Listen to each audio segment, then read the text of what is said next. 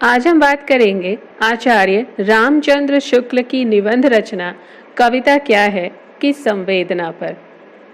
मूलतः यह निबंध कविता के स्वरूप को समझाने के लिए लिखा गया है।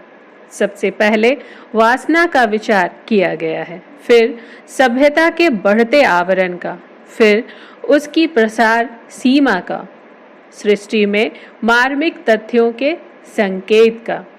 शीर्षक दिए गए हैं काव्य और व्यवहार, मनुष्यता की उच्च भूमि, सौंदर्य, चमत्कारवाद, कविता की भाषा, अलंकार, कविता पर अत्याचार और कविता की आवश्यकता। शुक्ल जी के निबंधों में वैसी कसावट होती है जैसी रुई की बंधी गांठ में। यदि उसको धुनकर विस्तृत कर दिया जाए तो निबंध का कई गुना आकार विस्तृत हो सकता है। वह सूत्र रूप में एक वाक्य कहते हैं और फिर पूरे पैराग्राफ में उस सूत्र वाक्य का विस्तार होता है। कविता क्या है आचार्य शुक्ल जी का सबसे महत्वपूर्ण निबंध है। इस निबंध के माध्यम से शुक्ल जी ने अपनी काव्य शास्त्रीय मान्यताएं प्रस्तुत की हैं। उनकी कविता संबंधी मान्यताओं के साथ साथ इस निबंध का स्वरूप भी परिवर्तित होता गया है। 1909 के निबंध और 1939 के निबंध में कई वैचारिक परिवर्तन दिखाई देते हैं। काव्य शास्त्रीय मान्यताओं में रसवाद और लोक मंगलवाद का जो संचयन शुक्ल जी ने किया है, यह निबंध उसको मूर्त रूप देता है। आचार्य रामचंद्र शुक्ल कहते हैं कि सामान्य व्यक्ति के लिए जीवन का अर्थ है अपने भाव और विचारों को अन्य व्यक्तियों के भाव और विचारों से मिलाते हुए, लड़ाते हुए समय व्यतीत करना। इस स्थिति में वह अपने आप को एक पृथक सत्ता के रूप में महसूस करता है। जब तक ऐसी स्थिति रहती है, उसका हृदय बंधा रहता है। मानव की सार्थकता उस अवस्था में है जहां उसका हृदय अपने पार्थक्य को भूलकर संपूर्णता का मात्र एक अंश रह जाता है, और यही स्थिति रस दशा कहलाती है। वह कहते हैं कि जिस प्रकार आत्मा की मुक्ति की अवस्था ज्ञान दशा कहलाती है, उसी तरह हृदय की मुक्त अवस्था को रस दशा कहा गया है। शुक्ल जी कविता की व्याख्या करते हुए कहते हैं, हृदय की इसी मुक्ति की साधना के लिए मनुष्य की वाणी जो शब्द विधान करती आई है, उसे कविता कहते हैं। इतना ही नहीं, वे आगे बढ़कर कविता को भाव योग की संज्ञा देते हैं और उसे ज्ञान योग तथा कर्म योग के समान प्रतिष्ठा भी प्रदान करते हैं। स्पष्ट है कि कविता की यह व्याख्या अपनी मूल दृष्टि में रसवादी है तथा इसमें कविता को अस्पष्ट शब्दों में साधन माना गया है, साध्य नहीं। कविता के स्वरूप निर्धारण के बाद आचार्य शुक्ल एक विस्तृत चर्चा इस संबंध में करते हैं कि कविता और जगत में संबंध क्या है। निबंध के 3 खंड सभ्यता के आवरण और कविता, कविता और सृष्टि प्रसार तथा मार्मिक तथ्य मूलतः इसी उद्देश्य से लिखे गए हैं। वे कहते हैं कि सभ्यता की वृद्धि के साथ साथ मनुष्य के मूल भाव उसके जीवन से कटते गए हैं, क्योंकि ऐसे कई बौद्धिक कार्य मनुष्य ने आरंभ किए हैं जो बहुत गहराई में तो आवेगों से जुड़े हुए हैं, किंतु यह गहरा संबंध बाह्य जीवन में दिखाई नहीं देता है। ऐसी स्थिति में कवि के लिए आवश्यक है कि सभ्यता के बढ़ने के साथ साथ भाव और बाह्य जगत के बीच की दूरी को उद्घाटित करता जाए। वह स्पष्ट कहते हैं कि प्रक्षणता का उद्घाटन कवि कर्म का एक मुख्य अंग है। ज्यों-ज्यों सभ्यता बढ़ती जाएगी, त्यों-त्यों कवियों के लिए यह काम बढ़ता जाएगा। आचार्य रामचंद्र शुक्ल स्पष्ट करते हैं कि मूलतः संपूर्ण सत्ताएं एक ही परम सत्ता और संपूर्ण भाव एक ही परम भाव के अंतर्भूत है। अतः बुद्धि की क्रिया से हमारा ज्ञान जिस अद्वैत भूमि पर पहुंचता है, उसी भूमि तक हमारा भावात्मक हृदय भी इस सत्व रस के प्रभाव से पहुंचता है। कविता चूंकि भाव को उसी बिंदु तक ले जाना चाहती है, इसलिए शुक्ल जी मानते हैं कि अच्छी कविता वह होगी जो केवल नर क्षेत्र के भीतर न रहे, बल्कि वह मनुष्यतर बाह्य सृष्टि और समस्त चराचर जगत तक विस्तृत हो। यहाँ वह स्पष्ट करते हैं कि विश्व की अधिकांश कविताएं नर क्षेत्र के भीतर ही रहती हैं। संस्कृत के प्राचीन प्रबंध काव्यों में बाह्य प्रकृति का आलंबन रूप दिखाई देता है और मेघदूत इस प्रवृत्ति का सर्वोत्कृष्ट काव्य है। लेकिन सच्चा कवि वही है जो प्रकृति के साधारण असाधारण सभी रूपों में रमता हो। ऐसे कवियों में वाल्मीकि, कालिदास और भवभूति जैसे कवि प्रमुख हैं। कविता और जगत के संबंध की चर्चा का अंतिम बिंदु शुक्ल जी ने मार्मिक तथ्य के अंतर्गत उठाया है। वे स्पष्ट करते हैं कि रस की उपलब्धि का मूल आधार ज्ञानात्मक तथ्य है। ऐसी स्थिति में तथ्यों से बचना न संभव है न वांछनीय। कवि को असाधारण तथ्यों को खोजने के स्थान पर संपूर्ण चराचर प्रकृति के ऐसे मार्मिक तथ्यों की प्रस्तुति करनी चाहिए जो पाठक या श्रोता को भावानुभूति करा सके। कविता और जगत के संबंधों के बाद निबंध का कुछ हिस्सा काव्य के कुछ तत्वों जैसे भावना, कल्पना, भाषा, अलंकार, सौंदर्य, उक्ति, वैचित्र्य आदि का विश्लेषण करता है।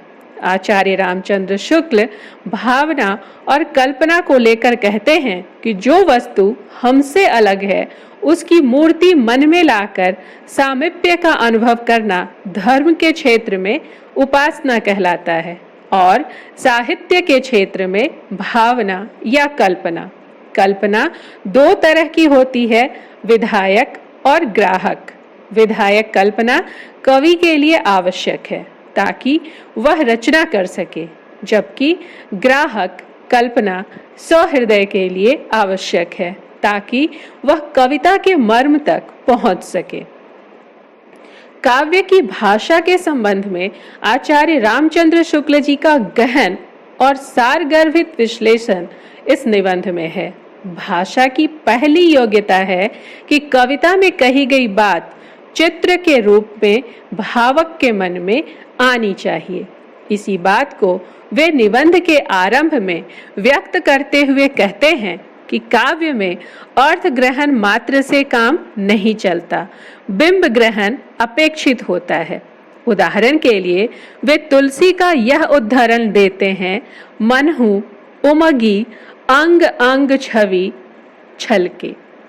भाषा की दूसरी विशेषता यह है कि जहाँ शास्त्र मीमांसक या तत्व निरूपक जाति संकेतों वाले शब्दों तथा पारिभाषिक शब्दों का प्रयोग करता है, वहीं कवि मर्म स्पर्शी विशेष व्यापार सूचक शब्दों का प्रयोग करता है। वहाँ घोर अत्याचार हो रहा है कहने के स्थान पर वह अत्याचार से निरपराध के वध के प्रसंग को रखना कविता के लिए उचित मानते हैं। भाषा की तीसरी विशेषता समुचित वर्ण विन्यास से पैदा होने वाला नाद सौंदर्य है, जिससे न केवल कविता की उम्र बढ़ती है बल्कि संगीतात्मकता के कारण भावक उसे गुनगुनाने में भी सहजता महसूस करता है। भाषा की चौथी और अंतिम विशेषता यह है कि कृत्रिमता से बचने के लिए व्यक्ति के नाम के स्थान पर उसके रूप, गुण या कार्यबोध को प्रयोग किया जाए। जैसे रक्षा के लिए बुलाते हुए कृष्ण को गिरधर कहना और प्रेम प्रसंग में याद करते हुए मुरलीधर कहना। संस्कृत से चली आ रही यह विशेषता शुक्ल जी की दृष्टि में कविता की भाव की गुणवत्ता को बढ़ाती है। कविता के तत्वों के अंतर्गत शुक्ल जी ने अलंकार की भी चर्चा की है। वे स्पष्ट करते हैं कि आकार या गुण को बढ़ाने के लिए, बात को घुमा फिरा कर कहने के लिए तथा तुलनाएं करने के लिए कविता में आने वाले अलंकार रूपी विधान कहीं कहीं आवश्यक और वांछनीय तो होते हैं, किंतु साध्य नहीं। वे मात्र साधन हैं। संस्कृत काव्य शास्त्र में भामह और उद्भट जैसे आचार्यों की आलोचना वे इसलिए करते हैं कि उन्होंने अलंकार को प्रधानता दी। इसी प्रकार केशवदास जैसे कवियों की अति अलंकार प्रियता पर भी उन्होंने चोट किया है। अलंकार की तुलना में कविता के आंतरिक महत्व की स्थापना करते हुए आचार्य शुक्ल कहते हैं, जिस प्रकार एक कुरूप स्त्री अलंकार लाद कर सुंदर नहीं हो सकती, उसी प्रकार प्रस्तुत या तथ्य की रमणीयता के अभाव में अलंकारों का ढेर काव्य को सजीव स्वरूप नहीं दे सकता। वह अलंकार को स्वाभाविक रूप से अपनाने की बात करते हैं। चमत्कारवाद उपशीर्षक के अंतर्गत वे कविता में उक्ति वैचित्र्य की चर्चा करते हैं और यहाँ स्पष्ट करते हैं कि कविता का उद्देश्य कोरा वैचित्र्य या चमत्कार नहीं हो सकता। उक्ति का अनूठापन यदि भाव रहित हो तो वह उक्ति काव्य नहीं हो सकती, वह मात्र सुक्ति होती है। कविता में वह वक्रता अभिप्रेत है जो भाव प्रेरित हो, न कि बुद्धि प्रेरित। वचन की भाव प्रेरित वक्रता के सुंदर उदाहरण सूर के भ्रमर गीत में दिखाई देते हैं। वक्रता को काव्य में अत्यधिक महत्व देने वाले भारतीय आचार्य कुंतक या यूरोपीय चिंतक क्रोचे दोनों की आलोचना करते हुए उन्होंने कहा कि वक्रता को काव्य का साधन मात्र मानना चाहिए।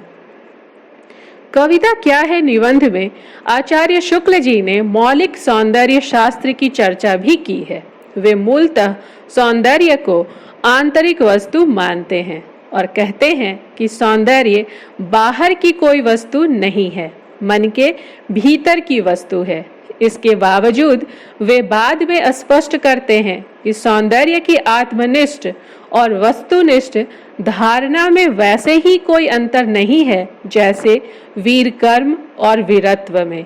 उनकी दृष्टि में कविता की समीक्षा में भला बुरा, शुभ अशुभ, मंगल अमंगल जैसे शब्द नहीं आने चाहिए। काव्य क्षेत्र के दो ही शब्द हैं, सुंदर और असुंदर। सामान्यतः आंतरिक सौंदर्य ज्यादा महत्वपूर्ण है, बाहरी सौंदर्य कम। किंतु यदि कहीं बाह्य और आभ्यंतर दोनों सौंदर्यों का योग दिखाई पड़े तो फिर बात कुछ और ही होती है। निबंध का अंतिम विषय कविता और मार्मिक जीवन के संबंधों का स्पष्टीकरण है।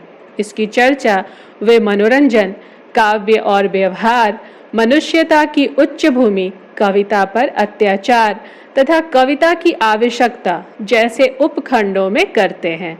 वह स्पष्ट रूप से कहते हैं, मनोरंजन वह शक्ति है जिससे कविता अपना प्रभाव जमाने के लिए मनुष्य की चित्तवृत्ति को स्थिर किए रहती है। किंतु साथ ही वे यह भी कहते हैं कि इसके बावजूद कविता का अंतिम लक्ष्य जगत के मार्मिक पक्षों का प्रत्यक्षीकरण कर उनके साथ मनुष्य हृदय का सामंजस्य स्थापन है। उन्हें दुख है कि कई लोग, विशेषतः रीतिकालीन कवि, मनोरंजन को ही कविता का उद्देश्य मानते हैं। इस कविता क्या है निबंध का सार तत्व उन मान्यताओं में निहित है जहां वे कविता को मानवीय जीवन में वांछनीय बताते हैं। सबसे पहले वे इस आरोप का जवाब देते हैं कि कविता से अकर्मण्यता पैदा होती है। उन्होंने स्पष्ट कहा है, कोई कर्म करने की प्रवृत्ति केवल ज्ञान या विवेक से पैदा नहीं हो सकती। उन्होंने कहा, कर्म प्रवृत्ति के लिए मन में कुछ वेग का आना आवश्यक है। कविता तो भाव प्रसार द्वारा कर्मण्य के लिए कर्म क्षेत्र का और विस्तार कर देती है। मनुष्यत्व और पशुत्व का अंतर भी मूलतः ज्ञान प्रसार से अधिक भाव प्रसार का है। किसी महाक्रूर पुलिस अधिकारी को जब हम पशु कहते हैं तो मूलतः इसलिए कि उसमें भाव प्रसार की योग्यता नहीं है। कविता ही हृदय को प्रकृत दशा में ले आती है और जगत के बीच क्रमशः उसका अधिकाधिक प्रसार करती हुई उसे मनुष्यत्व की उच्च भूमि पर ले जाती है। वह कहते हैं कि जैसे जैसे मानव सभ्यता जटिल हो रही है, मनुष्य में मनुष्यता खोने का डर बढ़ता जा रहा है। इस जटिलता के बीचों बीच मनुष्य की मनुष्यता को समय समय पर जगाते रहने के लिए कविता मनुष्य जाति के साथ चली आ रही है और चली जाएगी। जानवरों को इसकी जरूरत नहीं है और कभी नहीं होगी। आचार्य रामचंद्र शुक्ल ने इस निबंध के माध्यम से हिंदी को एक ऐसा आधुनिक काव्य शास्त्र सौंपा है जो रसानुभूति के साथ लोक मंगल का गहरा और अनिवार्य संबंध जोड़ता है। लोक मंगल के नाम पर सौंदर्य को शत्रु मान लेना और सौंदर्य की खोज में समाज से कट जाना, ये दोनों अतिवाद इस निबंध में लचीले होकर घुल गए हैं। यह निबंध उस परंपरा का प्रस्थान बिंदु भी है जिसमें बाद के रचनाकार निबंधों के माध्यम से अपनी साहित्यिक मान्यताएं स्पष्ट करने लगे। निराला जी का मेरे गीत और कला, मुक्तिबोध का निबंध एक साहित्यिक की डायरी इसी परंपरा की देन है। इस तरह से जटिलतम कथ्य को विचारों की गूढ़ गुम्फित परंपरा में सटीक तरीके से अभिव्यक्त करने के कारण यह निबंध आचार्य रामचंद्र शुक्ल के निबंधों की सिद्धावस्था की देन है। इस निबंध में आचार्य रामचंद्र शुक्ल ने कविता क्या है के माध्यम से अपने पाठकों को यह समझाना चाहा है कि कविता की आवश्यकता क्या है। कविता हृदय का व्यापार है, यह भी व्यवसाय है, पर ऐसा व्यवसाय जो उसका विस्तार करके स्वार्थ से या पशुत्व से मनुष्य को मनुष्य क्या देव बनाने का कार्य करती है। धन्यवाद।